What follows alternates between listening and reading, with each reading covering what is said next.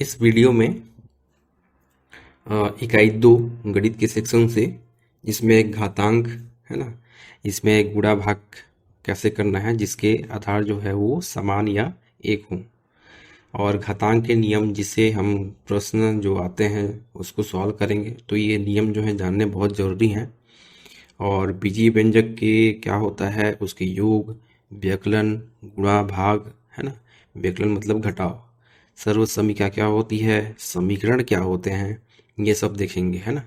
इसे समांतर श्रेणी और गुणोत्तर श्रेणी से भी क्वेश्चन आते हैं। तो इसको आगे बढ़ते हैं। अब तो यहाँ पे देखो, घात अथवा घातांक मतलब पावर एंड एक्सपोनेंट्स क्या होते हैं। तो घातांक का सामान्य अर्थ है जिस संख्या के ऊपर जो संख्या मतलब घात है उस संख्या को उतने बार गुणा करना, है ना। कितने बार गुणा करना, जिसके उस संख्या के ऊपर में जितना लिखा हो। जैसे यहाँ पे उदाहरण बताता हूँ मैं आपको। यहाँ पे 3 के घात में 4 है, तो यहाँ पे घात क्या है, 4 है ना, घात जो है 4। और 3 क्या है यहाँ पे, आधार, इसको हम आधार बोलते हैं, मतलब 3 के घात में 4 ये हो गया। अब देखो, माना कोई संख्या a है जिसको n बार गुणा किया जा सकता है ना, किया जाता है। तो इसको कैसे हम लिखेंगे, a को n बार गुणा मतलब a इंटू मतलब a गुणा n, है ना। उदाहरण के तौर पे जैसे 5 की घात में 5 है ना, तो यहाँ पे इसको 5 को हम लोग 5 बार गुणा करेंगे। जैसे यहाँ पे 2 के घात में 5 होता, तो 2 गुणित 2 गुणित 2 गुणित ऐसे 5 बार 2 का गुणा करते हैं, ठीक है। अब देखो, करणी मूलक की परिभाषा क्या है। जिस संख्या का मूल पूर्णतः ज्ञात नहीं किया जा सकता, ऐसी संख्या के मूल को करणी अथवा अमूलक कहते हैं, ठीक है।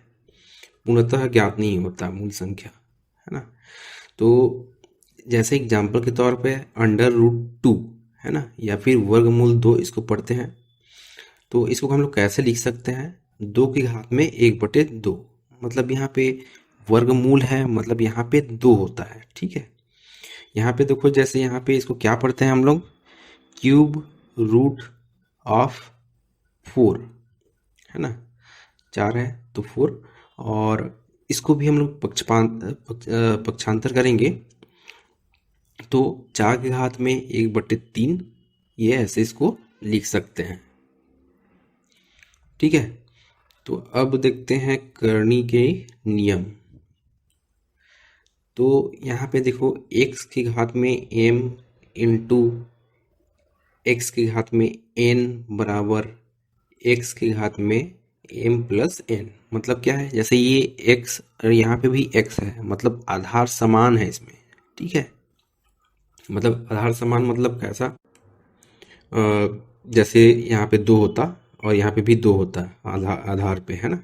मैं इससे पहले बता चुका हूँ आपको कि ये आधार होता है, ये घात होता है ना। तो ये जो आधार है ये समान हो, उस पर वो रूल लागू होता है, ठीक है। तो यहाँ पे x बराबर 2 होता और यहाँ पर भी x बराबर 2 होता, और उसकी घात में ये अलग अलग कुछ भी हो सकते हैं। तो मान लो यहाँ पे है ना, 2 की घात में 4 होता और 2 की घात में 3 होता, तो उसको हम लोग कैसे करते, आधार जो है 1 कर देते, मतलब 1 मतलब 2 ही लिखते उसको, है ना। यहाँ पे 2 बार लिखा है, और जो पावर है मतलब जो उसका घात है उसको हम लोग जोड़ देंगे, ठीक है। तो गुणा में क्या होता है कि हम लोग का घात जुड़ जाता है जब आधार समान हो, ठीक है। यहाँ पे देखिए 3 बार है वैसे, और उसके पावर जो है, घात जो है वो अलग अलग है। तो यहाँ पे एक x मतलब एक आधार लेते हैं और ऊपर हम लोग उसको जोड़ देते हैं। जोड़ यहाँ पे क्यों हो रहा है, क्योंकि यहाँ पे गुणा है। अब यहाँ पे देखो, x की घात में m गुणा या फिर कोष्टक के बाद में पुनः उसकी घात में n है, तो इसको कैसे लिखेंगे, x की घात में m इंटू n, ठीक है। अब यहाँ पे देखो, ये तो गुणा था, ये भाग वाला फार्मूला है ना भाई। तो x के घात में m और x के घात में n, मतलब इसके आधार दोनों के बराबर हैं और घात जो है अलग अलग हैं। तो इसको कैसे लिखेंगे, x की घात में m माइनस n, मतलब ये n जो है ऊपर जाके माइनस हो जाएगा। ठीक है, तो ध्यान रखिएगा यहाँ पे गुणा में प्लस हो जाएगा और भाग में माइनस। और एक चीज़ याद रखिएगा, जैसे x की घात में 0 बराबर 1, उदाहरण के तौर पर 2 की घात 0, मतलब उसका वैल्यू क्या होगा, 1 होगा, है ना। 3 की घात 0 मतलब 1 उसका वैल्यू हो जाएगा, मान हो जाएगा, है ना। और वैसे ही x की घात में माइनस m मतलब क्या होगा, 1/x की घात में m, है ना। ये माइनस है तो ये नीचे आके प्लस हो जाता है यहाँ पे, ठीक है। और वैसे ही x y कोष्टक की घात में n, मतलब इसको अलग अलग करेंगे, दोनों को अलग अलग पावर n हो जाएगा, ठीक है। वैसे ही ये जैसे यहाँ पे भी n है, यहाँ पे भी n है, तो दोनों का कॉमन करके यहाँ पे n जो है इसका हो जाएगा और अंडर रूट में एक्स वाई, ठीक है। इसको आपको याद करना पड़ेगा, है ना। जो आर्ट वाले हैं या फिर जो बायो वाले हैं जिनको थोड़ा दिक्कत होता है मैथ्स में, उनको याद करना पड़ेगा, बाकी मैथमेटिक्स वालों को इजी जाता है ये, ठीक है। और इसको भी देखिए, इसको दोनों को कॉमन कर दिया है ना, ऊपर और नीचे में एन है, ठीक है।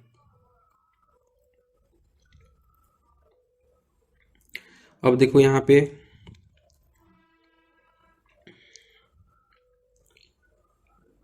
इसका गुणा कैसे करना है, ठीक है। जो मैं अभी फार्मूला सूत्र बताया ये वाला है ना, एक के घात में m गुणा n के एक के घात में n बराबर एक के घात में m प्लस n। तो इसको उदाहरण के तौर पे समझते हैं। 4 के घात में मान लो 3 है और 4 के घात में फिर से 7 है, दोनों को गुणा करना है, ठीक है। यहाँ पे 4 है, यहाँ पे भी 4 है, मतलब आधार जो है सेम है और यहाँ पे घात जो है अलग अलग है, ठीक है। तो ये आधार जो है वो 1 हो जाएगा, है ना। एक मतलब 4 एक ही ठो लिखेंगे, ओके। घात में फिर जोड़ हो जाएगा, है ना। तो 4 के घात में 10 हो गया यहाँ पे, अब 7 धन 3 10 हो गया। वैसे ही भाग में कैसे रहेगा, यहाँ पे देखो 3 के घात में 4 भागित 3 के घात में 2, तो भागित है मतलब क्या हो जाता है, यहाँ पे घटाव हो जाता है, ठीक है। तो 4 माइनस 2 हो जाएगा और ये आधार जो है ये 3 ही रहेगा, ठीक है। तो ऐसे ही 4 माइनस 2 मतलब यहाँ पे 2 हो गया। और एक क्वेश्चन है 3 के घात में 1 भागित 3 के घात में 0, तो 3 की घात 0 मतलब उसको हम लोग क्या लिख सकते हैं, 1 लिख सकते हैं, या फिर आधार को हम लोग 3 लिखे और घात को घटाते हैं 1 माइनस 0, है ना। तो 3 के घात में 1 हो गया मतलब 3, ठीक है। अब देखो समान करणियों का जोड़, है ना। तो यहाँ पे देखो वर्गमूल 5 धन 2 वर्गमूल 5 धन 4 वर्गमूल 5, मतलब क्या हुआ, यहाँ पे 5 दिख रहा है वर्गमूल 5, इसमें भी वर्गमूल 5 दिख रहा है, इसमें भी वर्गमूल 5 दिख रहा है। तो तीनों से वर्गमूल 5 को हम लोग कॉमन निकाल देंगे, ठीक है। अब अंदर में क्या बचेगा, यहाँ पे वर्गमूल 5 जो है बाहर निकल गया, है ना। तो 1 बचा यहाँ पे। अब यहाँ पे 2 बचा क्योंकि ये वर्गमूल 5 जो है बाहर निकल गया है यहाँ पे, ठीक है।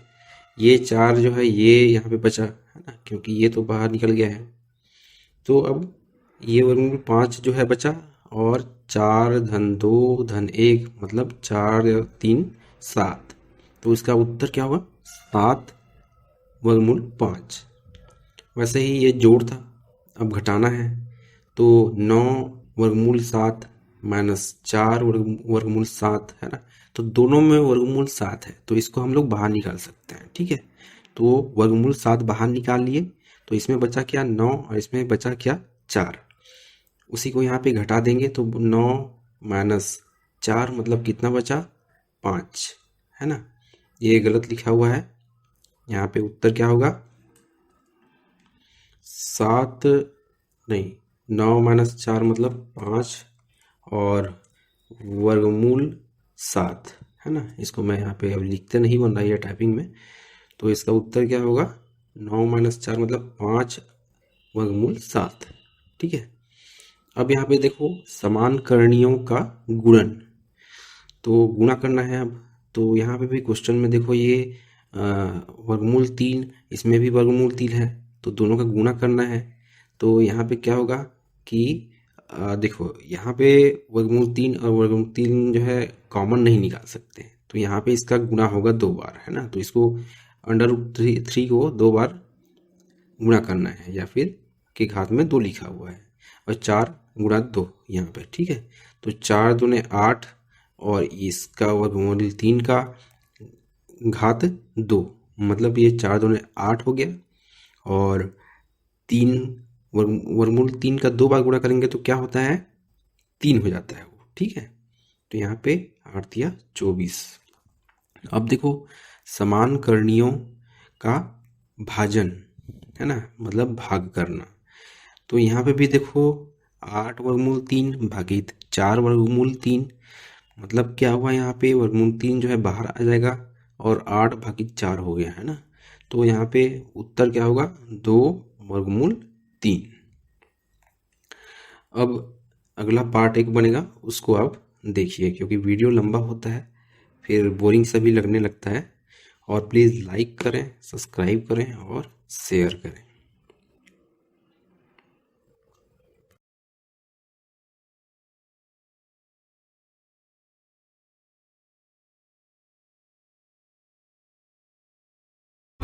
और अगर तुम लोगों को ये वीडियो पसंद आई तो यार लाइक मार दो, और नहीं आई तब भी लाइक मार दो, क्योंकि फर्क नहीं पड़ता।